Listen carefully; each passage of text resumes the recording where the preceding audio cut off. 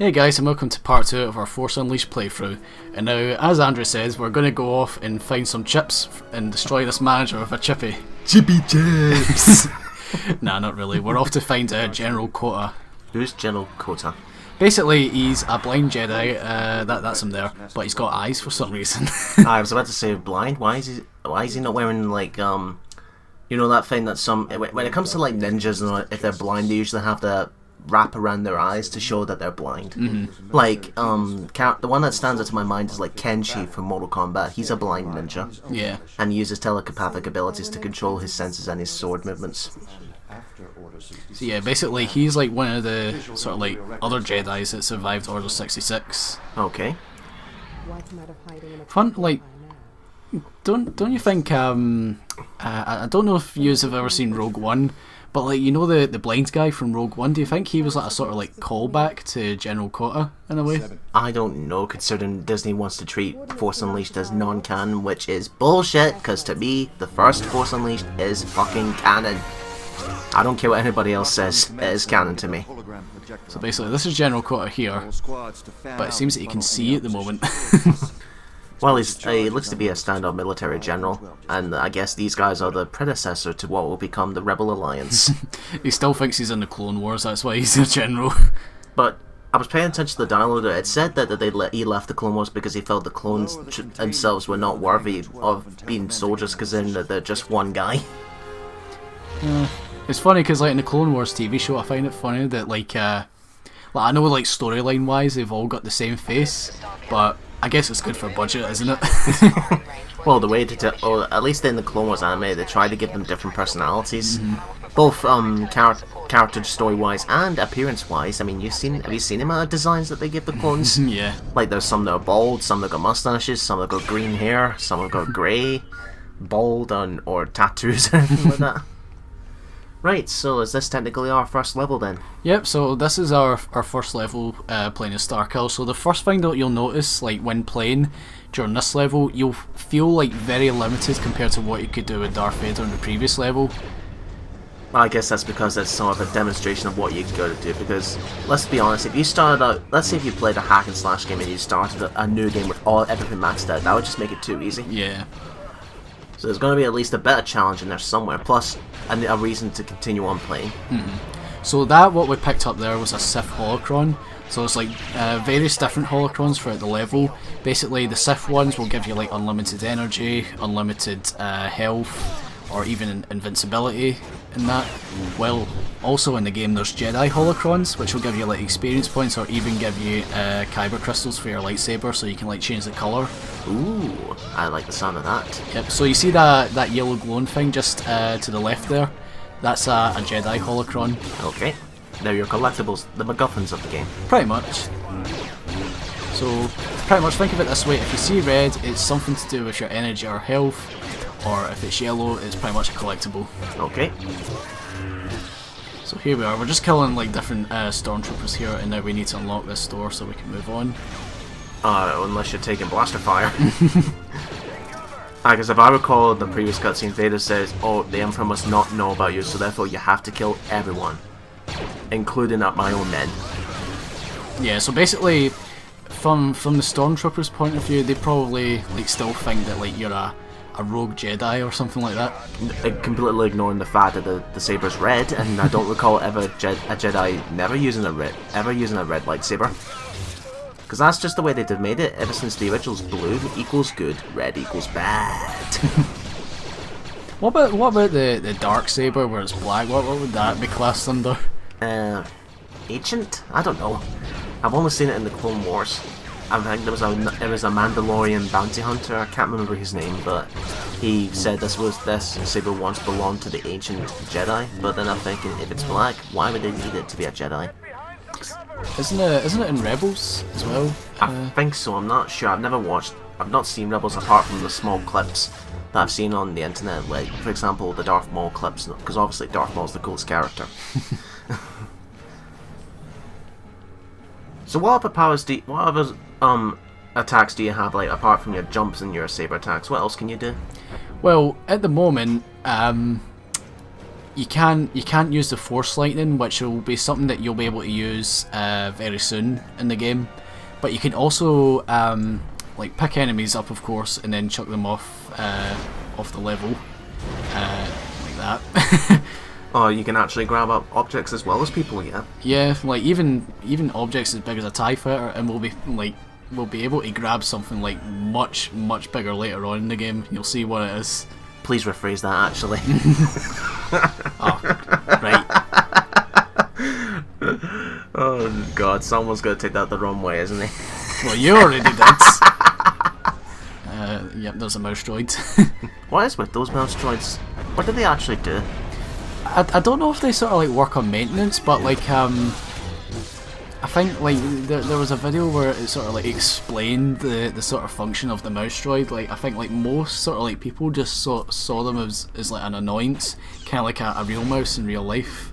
So they made a droid out of it, of something that is annoying. Yeah. When logically you would think you're not supposed to make the most annoying thing on the planet. I mean, what's next? A droid wasp? Oh Christ. Well, in the Force Unleashed 2 they have droid spiders, don't they? Oh, yeah, that's right. But then again, I didn't play the sequel as many times as I did the first one, because to me, I think the first one is just overall better designed, and story-wise, it's just really good, and it fits well with the Star Wars mythos, just in my opinion. Mm-hmm. Like, in a way, don't you feel like Force Unleashed 2 kind of felt more like a fan fiction than like an actual story? That, like, yeah, because I thought... Yeah, because it's just the way that... Well, I'm about to spoil it. Okay. Yeah, you see what I'm doing now?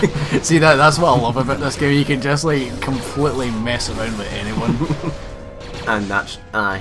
and just damage yourself in the process. Yep, there we go. Space.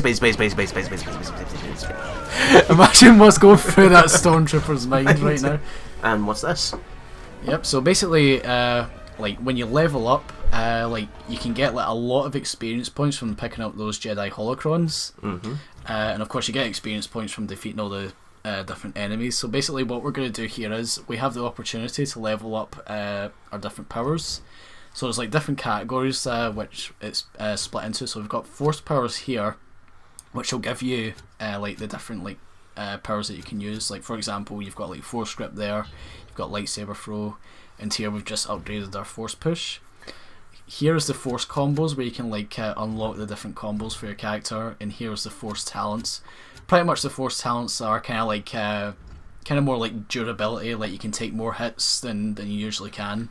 So it extends everything else as you progress throughout the game. Pretty much. Okay, pretty standard stuff. Oh fuck! That's what the trooper's thinking. Yep, just fly him off to the side there, and he's never seen again. No, my favourite is when... No, I love it when you pick up the last trooper. Let's say you've taken a group of 6 troopers, right? And you decide to pick up the last one, you throw it, and the camera follows him. And you watch him bounce off things like ragdoll physics style. So what, is this supposed to be like a factory for TIE fighters that were in? Pretty much, like you'll see like how many of them are like being produced. Like, Well, did you see him? Yeah. Well, that one doesn't know how to fly. And you got what's this? You got a talent sphere for killing 5 TIE fighters. Mm-hmm. Okay. So there's kind of like sort of like little hidden objectives that you can do. Oh, I can see you really hate those mouse droids then. I wonder if they keep mouse droids as pets. I would imagine so in the universe of Star Wars. Nice. Yeah, like you can like pick up like different objects here, like explosives, where you can like just take out like a huge group of enemies at a time. Or take out yourself. Yeah. So basically, like, although these are rebels and like you're kind of fighting off the stormtroopers, like it doesn't matter if you kill off the rebels. Like you're kind of like on no one's side at the moment. You're very much the neutral pathway. Mm-hmm. From the perspective of the enemies, anyway. I mean, Vader already knows what you're doing because, again, like the Sith, you're his puppet. Although he doesn't know it. That's kind of a weird, actually, style of holding the lightsaber using the reverse grip. I know, but what if like someone like shoots your arm or something like that, and you're like and then like you don't know where your arm is, and then like you end up slicing yourself in half. Or then again, I would imagine if someone was ever resilient to the lightsabers, they'd make a really good back scratcher.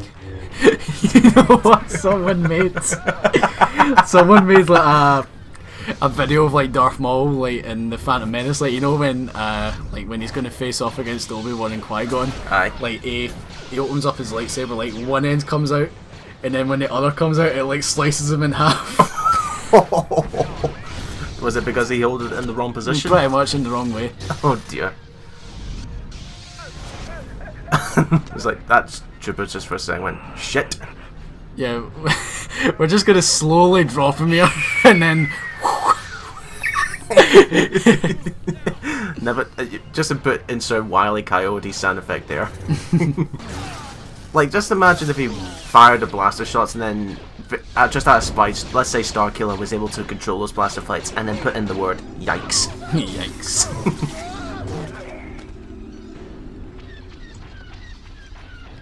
So basically, we need to get to that lift so we can go up into the upper platform. Of course, that's what an elevator's for.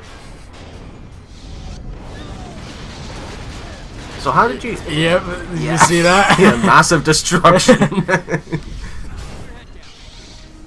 So how did you actually get into in this game? Was it for a friend of yours, or were you just curious to see what this game had to offer?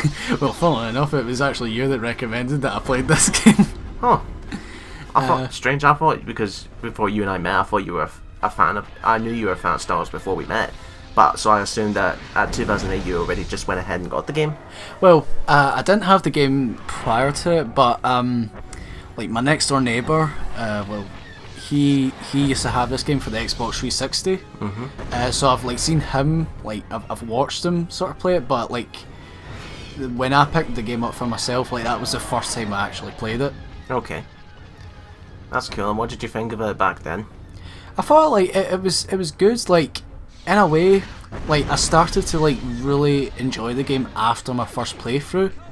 Like I like kind of like during the first playthrough, like I kind of saw it as like just another sort of hack and slash game, but I felt like once you knew like once you kind of like unlocked everything, like all the sort of force powers and knew what you were doing. Yeah, so here basically like this guy this guy's pretty much like hanging on for dear life with this other guy. And was like, fucking let me go. No, stay, let me go. No, don't let me go. So yeah, as I was saying, like I felt like the game got much better like once you knew what you were doing, and once you kind of like done your first playthrough. And that's when you learn when you start to experiment and figure, okay, what tactics can I use on these guys to save myself some health or XP? Yeah. Because I think like in your first playthrough you're just kind of like trying to survive and get to the end of the level, but I think like once you start to know what you're doing, you can just feel like a unstoppable force, if you pardon the pun. Well, I think the reason why they wanted to make this extent they call it Force Unleashed, because they wanted to make the most OP person ever able to use the Force as possible. I know that could. Sorry, that sounded better in my head. I apologize. You just love picking them up and then just knocking them over bowling style, don't you? It's just so satisfying in a way. Like it's hilarious. What? I thought he was about to dive into that. That's what I thought, but oh, bye bye. Oh, moron. Oh, I love that long way down bonus. You actually get bonuses for different variations of your kills, quote unquote. There you are, just let the TIE Fighter do the work for you. Pretty much, like these are rebels sort of. Yeah. Like these TIE Fighter pilots aren't exactly the brightest. I think the Empire themselves are not really the brightest if you think about it. I mean, they employ people that can't even like shoot a target properly. Or the employees troopers that bonk their heads on the door. You think like they sort of like made the door like maybe a little bit higher. No, what surprised me is that they actually bothered to keep that in and they actually added a clunk sound effect to it. You know, one of the few, when you know, the thing about the prequels is that obviously when they first released it's the originals, and then the DVD comes with some changes here and there, then the Blu-ray comes with some more changes. That clunking sound effect is one of the few changes that actually can stay. What do you think of like during the sort of re-release of the Phantom Menace? they changed Yoda from a puppet to CGI. Like, what did you think of that? I didn't mind that too much, considering that I just thought the puppet looked really awkward. It didn't look as good as the original puppet. Like, I know that they were trying to make Yoda look a bit younger, but it just kind of looked off. It kind of looks like Gizmo's like older cousin or something like that. Aye, the way his mouth and all that moves, it just looked really awkward. So yeah, like I didn't mind like the CGI change for Yoda in the movie. Yeah, especially when it got, but then all of a sudden, even though when we first meet Yoda in Episode 5, we thought he's the old wise man, who can move anything with the tip of his finger, and then we look at Episodes 2 and 3 where he's able to fight with a lightsaber and jump all over the place. Yeah. Then why the fuck does he need the cane then? That's just a facade, I think. It's to fool his enemies into thinking that he's like a decrepit and like vulnerable sort of person. Ooh.